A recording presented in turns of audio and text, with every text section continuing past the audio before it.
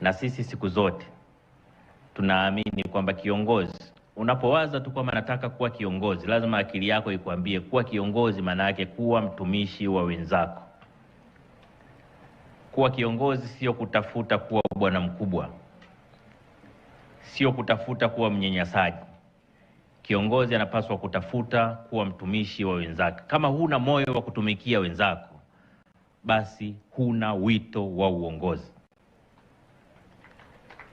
Ndio maana tunawasisitiza viongozi wetu, ukishaamua kugombea na kushiriki uongozi, wapende wananchi wako zaidi ya chochote.